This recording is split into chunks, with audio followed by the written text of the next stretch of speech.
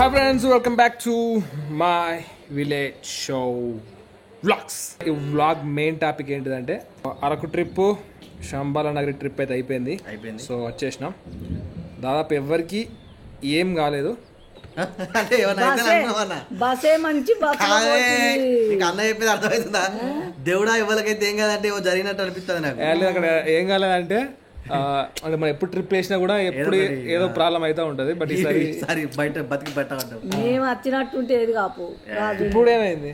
ఏం కాలేదు. ఒక్క వచ్చేటప్పుడు రవణకు జ్వరం వచ్చింది.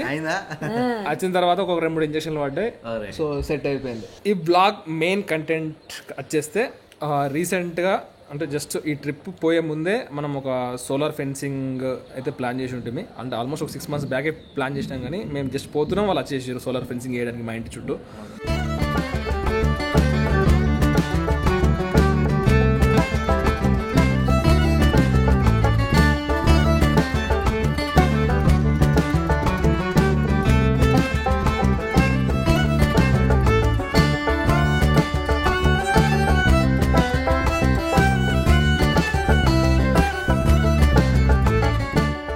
సోలార్ ఫెన్సింగ్ వేయడం గల మెయిన్ కారణం ఏంటంటే కోతులు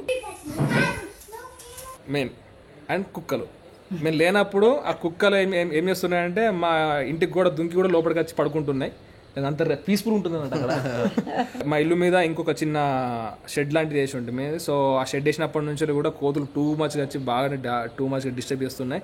అండ్ ఇంకా ఏంటంటే ఈ మన ఆఫీస్ చుట్టూ కూడా ఈ ఫెన్సింగ్ వేయడానికి కూడా కారణం ఏంటంటే కోతులే. చాలా అయితే ప్రాబ్లం చాలా ఉంది. అసలు ఈ ప్రాబ్లం మెయిన్ గా ఫేస్ చేసింది ఏంటంటే గంగావనే. గంగావన్ అయితే కోతులు ఒకసారి కొరుకుతే 4 ఇంజక్షన్లు కూడా వేసుకుంది. గంగావ కొత్త ఇంట్లో కూడా దూరి అప్పుడప్పుడు ఆగమాగం చేస్తూ ఉంటావు వాళ్ళు లేనప్పుడు. ప్రాబ్లం అయితే ఈ ఊర్లో టూ మచ్ ఉంది. ఎంత ప్రాబ్లం ఉందంటే ఊర్లో ఆల్మోస్ట్ విలేజ్ లో కూరగాయలు కానీ లేకపోతే ఒకప్పుడు కంకులు వేసేటోళ్ళు, ఆ కంకులు కూడా వేస్తలేరు. కంకులు కొనుక్క తింటాను. పండ్ల చెట్లు లేవు, ఎవ్వి లేవు. ఓన్లీ ఊర్లో వరి వరి వరి. మెయిన్ ప్రాబ్లం ఎందుకు వరి వేస్తున్నారా అంటే కోతులు ఉంటున్నాయి. కోతులు కంట్రోల్ చేస్తలేదు. మరి ఏం చేయాలని సొల్యూషన్ అయిపోయింది. సరే మరీ బయట వ్యవసాయ భూమి సంగతి ఏందో కానీ ఫస్ట్ ఇంటి చుట్టూ అయితే కొంచెం ప్రొడక్షన్ ఉంచుకుందాం. సోలార్ ఫెన్సింగ్ వేద్దామని డిసైడ్ అయిపోతే కంప్లీట్గా అయితే అది అయిపోయింది. సో దానికి సంబంధించిన ప్రాసెస్, ఆ సోలార్ ఫెన్సింగ్ ఏంటిది, ఆ సోలార్ ఫెన్సింగ్ సంబంధించిన డీటెయిల్స్ అయితే ఎవ్రీథింగ్ అయితే ఫస్ట్ చూసేసేయండి. దాని తర్వాత ఒక గంగా అప్డేట్ చూద్దాం. Let's go.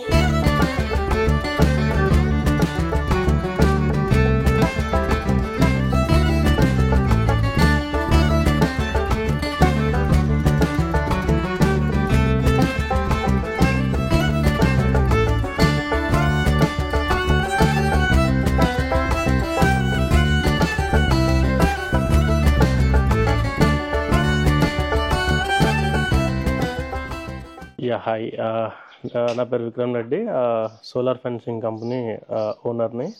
నా కంపెనీ పేరు వైర్ వాల్స్. హైదరాబాద్ బోడుప్పల్ నుంచి వర్క్ చేస్తూ ఉంటాం. మేము మ్యానుఫ్యాక్చరర్స్ అండ్ సప్లయర్స్, ఇన్స్టలేషన్స్ కూడా చేస్తాము. శ్రీకాంత్ బ్రదర్ ఈ మై విలేజ్ కాంటాక్ట్ చేశారు. కోతుల ప్రాబ్లం ఎక్కువ ఉంది, సొల్యూషన్ కావాలి అని చెప్తే సరే చేద్దామని చెప్పేసి అని ఇక్కడికి వచ్చేసాము. మామూలుగా ఏంటంటే ఇది ఎంతో ఎక్స్పెన్సివ్ అనుకుంటారు. జనాలకి డైరెక్ట్గా మ్యానుఫ్యాక్చరర్ రీచ్ అవ్వడానికి మధ్యలో మీడియేటర్స్ ఇన్వాల్వ్ అవ్వడం వల్ల కాస్ట్ పెరుగుతుంది. ఎక్స్పెన్సివ్ అని భావించి పెట్టుకోవట్లేదు. ఇది అంత ఎక్స్పెన్సివ్ అయితే కాదు. ఇంటికి మీరు మామూలుగా సెక్యూరిటీ కోసం సీసీ కెమెరాస్ ఏదైతే పెట్టుకుంటున్నారో ఇది కూడా అదే బడ్జెట్లో, ఆ రేంజ్ బడ్జెట్లో, అంటే కొంచెం దానికంటే డబుల్, అంటే ఇప్పుడు దానికి ఒక 20,000 అనుకునేది ఒక 40,000, ఆ రేంజ్లో డబుల్ కాస్ట్ అవుతుంది. ఇది పెట్టుకోవడం వల్ల ఇంట్లోకి కోతుల ప్రాబ్లం ఉండదు, అట్ ద సేమ్ టైం దొంగల ప్రాబ్లం కూడా ఉండదు. ఇది కంప్లీట్గా సోలార్ పైన రన్ అవుతుంది. సోలార్ తోటి మనం 12 volts బ్యాటరీని ఛార్జ్ చేస్తాం. ఆ బ్యాటరీని మా సిస్టమ్ ఉంటుంది ఒకటి, ఎనర్జైజర్ అంటారు దాన్ని. ఆ ఎనర్జైజర్ 12 volts ఇన్పుట్ని తీసుకొని దాన్ని 12,000 volts స్టెప్ అప్ చేస్తుంది. సో డైరెక్ట్గా అంత వోల్టేజ్ హ్యూమన్ టచ్ అయితే చనిపోతారు కాబట్టి దాన్ని మనం ఏం చేస్తామంటే లైక్ హార్ట్ బీట్, కార్ ఇండికేటర్ల పవర్ ఎలా అయితే వచ్చి వెళ్తుందో సేమ్ అలానే ఫెన్సింగ్కి 0.03 microsecondsలో పల్స్ లాగా ఫెన్సింగ్కి పవర్ రిలీజ్ చేస్తాము. సో ఒక పల్స్లో వచ్చినప్పుడు షాక్ కొడుతుంది, సెకండ్ పల్స్ 0 ఉంటుంది. సో ఇమీడియట్గా ఇసురు కొట్టేస్తుంది, పట్టుకోదు. మామూలుగా ఇంట్లో కరెంట్ అయితే పట్టుకుంటే చనిపోయే వరకు అలానే పట్టుకుంటుంది. ఇదేమవుతుందంటే పట్టుకోగానే ఇమీడియట్గా ఇసురు కొట్టేస్తుంది, అంటే షాక్ కొట్టేసి ఇమీడియట్గా ఇసురు కొట్టేస్తుంది. పట్టుకున్నది కంటిన్యూ పట్టుకోవడానికి అసలు ఛాన్స్ ఉండదు. సో అందువల్ల ఎవరు చనిపోవడానికి వీలు ఉండదు. కొత్త వాళ్ళు అప్రోచ్ అయిదామంటే సో దానికి ప్రాసెస్ ఎట్లా ఉంటుంది అన్న? కొత్త వాళ్ళు ప్రాచుర్యం నా నంబర్ ఉంటుంది. నా నంబర్ ఎనీ టైం నేను ఆన్సర్ చేస్తాను. ఆ నంబర్తో చెప్తే నేను వాళ్ళకి కంప్లీట్ డీటెయిల్స్ ఇస్తాను. సో కాస్ట్ ఎలా ఉంటుంది, ఏం మెటీరియల్ వాడాలి, ఎలా ఉంటుంది, కంప్లీట్ సొల్యూషన్ ఇస్తాను. నా వెబ్సైట్ ఉంటుంది. ఇఫ్ వాళ్ళకి ఏమైనా నాలెడ్జ్ ఉంటే వెబ్సైట్లో కూడా వాళ్ళు మెటీరియల్ కొనుక్కోవచ్చు. సో మనం వెబ్సైట్ ద్వారా కూడా మనం మెటీరియల్ కొనుక్కొని మనం చేసేసుకోవచ్చు. వెబ్సైట్ పేరు ఏంటి? వెబ్సైట్ పేరు wirewalls.in, www.wirewalls.in అని ఉంటుంది. సో మామూలుగా ఏంటంటే దీనిపైన అందరికి అవగాహన లేదు. అవగాహన లేకపోతే ఏమవుతుందంటే సో ఏం మెటీరియల్ వాడాలి ఏందని వాళ్ళకి తెలియకపోవచ్చు. సో వాళ్ళకి కొంచెం ఇబ్బందే. బట్ ఏంటంటే నేను వాళ్ళకి సొల్యూషన్ ఎలా అంటే ఎవరైనా పర్సన్ నన్ను ఫోన్లో కాంటాక్ట్ చేస్తే నాకు చేయాల్సింది ఏంటంటే వాళ్ళ కాంపౌండ్ వాళ్ళని ఒకసారి వీడియో తీసి పంపించాలి.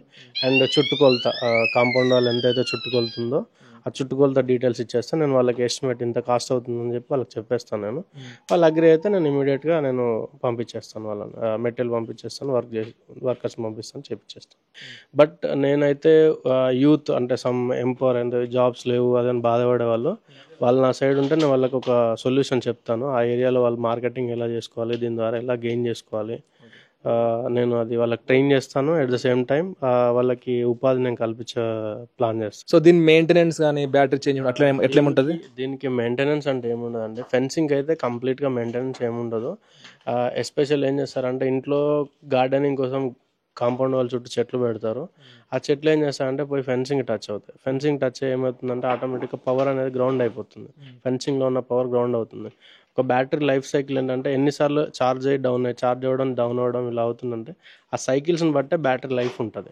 సో మల్టిపుల్ టైమ్స్ ఛార్జ్ అవ్వడం, మల్టిపుల్ టైమ్స్ డౌన్ అవ్వడం వల్ల ఏమవుతుంది, బ్యాటరీ లైఫ్ తగ్గిపోతుంది. సో దీని నుంచి అంటే మెయింటెనెన్స్ మీ చేతుల్లో ఉంటుంది. ఇది మళ్ళీ మేము వచ్చి చేయడం అంటే ఏముండదు. జస్ట్ మీరు చేయాల్సింది ఏంటంటే ఫెన్సింగ్కి ఎలాంటి చెట్లు టచ్ కానివ్వకూడదు. అండ్ ఇంకా సిస్టమ్ నుంచి అయితే ఏముండదు. మ్యాక్సిమం నాకు తెలిసి ఒక బ్యాటరీ నేనైతే ప్రజెంట్ లిథియం అయాన్ వాడతాను. మామూలుగా ఇంతకుముందు లీడ్ యాసిడ్ ఎస్ఎంఎఫ్ బ్యాటరీస్ వాడుతుండే. బట్ నేను ఈ ప్రాబ్లం అవుతుందని కొంచెం లాంగ్ లైఫ్ వాళ్ళకి ఇవ్వాలనే ఉద్దేశంతో లిథియం అయాన్ బ్యాటరీస్ వాడుతున్నాను. మీకు ఆల్మోస్ట్ 5 years వారంటీ ఉంటుంది బ్యాటరీకి. సో ఏం ప్రాబ్లం ఉండదు. ఇఫ్ ఏమైనా క్లౌడీ డేస్ అలా ఉంటాయనుకోండి, అంటే క్లౌడీ డేస్ అలా వస్తే కొంచెం బ్యాటరీ డిశ్చార్జ్ అవుతుంది, ఫెన్స్ ఆఫ్ అవుతుంది. సో అలాంటి కండిషన్స్లో నేను కావాలంటే వాళ్ళకి ఒకటి అడాప్టర్ కూడా ప్రొవైడ్ చేస్తాను. పక్కన ఒకటి పవర్ సాకెట్ స్విచ్ పెట్టుకున్నారనుకోండి, నేను దాని ద్వారా ఛార్జ్ చేయడానికి ఒక ఆప్షన్ ఇస్తాను. బట్ అది అవసరం ఉండదు. మన ఇండియన్ వెదర్ కండిషన్స్కి 2-3 daysకి ఖచ్చితంగా కొంచెం వెదర్లో టెంపరేచర్ ఉంటుంది. ఆ టెంపరేచర్తో ఛార్జ్ అయిపోతుంది. ఒకసారి ఛార్జ్ అయితే మీకు ఆల్మోస్ట్ 3 days అట్లా బ్యాకప్ వచ్చేస్తుంది. షార్ట్ అయితే అలారం వస్తుంది. చూడడం దొంగతనం చేయడానికి నిచ్చెన వేయడం అట్లాంటివి చేస్తారు కదా, ఇమ్మీడియట్ గా అలారం వచ్చేస్తుంది. కంప్లీట్ అన్న contact and details and company details description లో మొత్తం ఇచ్చేసేస్తా. సో మీరు వెళ్ళి అక్కడ కాంటాక్ట్ కావచ్చు. ఇది సోలార్ ప్యానల్, అది ఎండ పడ్డది అనుకో, దాని మీద పడ్డ వాళ్ళకి కరెంట్ వస్తుంది. ఈ డబ్బాల ఇది కరెంట్ కట్టుకొని ఇది కరెంట్, ఇది ఏం చెప్తుంది అంటే వచ్చిన దాన్ని దీనిలో బ్యాటరీలు ఉంటాయి అన్నట్టు, స్టోరేజ్ చేసుకొని ఆ కరెంట్ను దీనిలో పంపిస్తుంది. ఇవన్నిటికి అవి ముట్టుకుంటే షాక్ అవుతుంది. ఇప్పుడు ఆ సోలార్ ఎండ కూడా పని చెప్తుందా? ఒకసారి బ్యాటరీ ఛార్జ్ కానీ 8 రోజులు వస్తుందట. నువ్వు పెట్టుకుంటావు ఇట్లా పెట్టుకుంటే కానీ మర్చిపోయి ముడితే ఎట్లా అని ఆలోచిస్తుంది.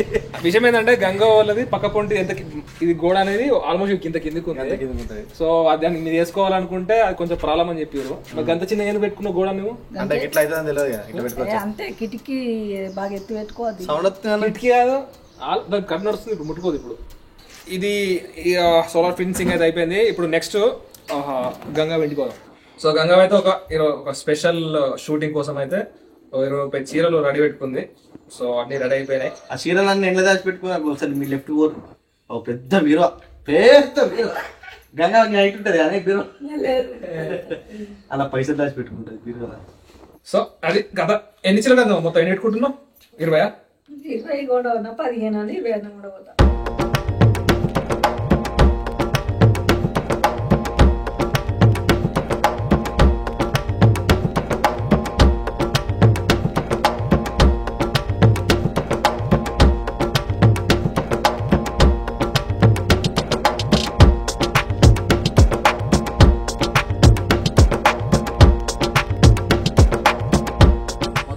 మంచిగా బతుకమ్మ వేరు చూడ అయిపోయింది. మంచిగా బంతి పువ్వులు, కనకాంబరాలు, ఇదేంటి ఏంటి గోరంట పూలు గోరంట పూలు మెయిన్ అయితే గుమ్మడి పూలతో మంచిగా వేర్చింది వాదిన బతుకమ్మ మంచిగా గౌరమ్మను కూడా పెట్టింది. అది కూడా మళ్ళీ పీట మీద వేరవాలి. ఎందుకే పీట మీద వేర్చు ఎందుకే పీట మీద వేసి పీట మీద వేస్తే మంచిది. అంటే కింద వేరవద్దు బతుకమ్మ వాటి కింద వేరవద్దు. కూరాడు కాడ పెట్టి మొక్కి పసుపు కుంకుమ వేసి మొక్కి బత్తీలు ముట్టించి అక్కడ బారువిని పట్టుకపోయి పసుపు కుంకుమ పెట్టుకొని పట్టుకొని పోయి ఆడ ఆడాలి. ఇది ప్రాసెస్. ఇప్పుడైతే ఇంట్లో కూరడుకున్న కాడ పెట్టి మొక్కుతారు. అది పట్టుకపోయి అంత ప్రాసెస్ తర్వాత చూపిద్దాం. ఇప్పటికైతే ఇది కూరడుకున్న కాడ పెట్టాలి. ఇవాళనే నేను చూసేది ఇక పెద్ద బతుకమ్మ నేను అలాగే నువ్వు షూటింగ్ పోతావు అయ్యా.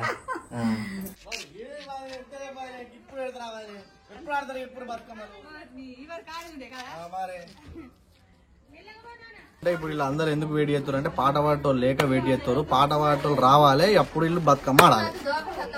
దోల కూడా సత్తా వస్తుంది. పాట పాడినాక వీళ్ళందరూ సప్పట్లు కూడా పాట పాడతారు. అప్పటిదాకా మనం చూసుకుంటూనే ఉండాలి. చూడరు మీరు ఒకసారి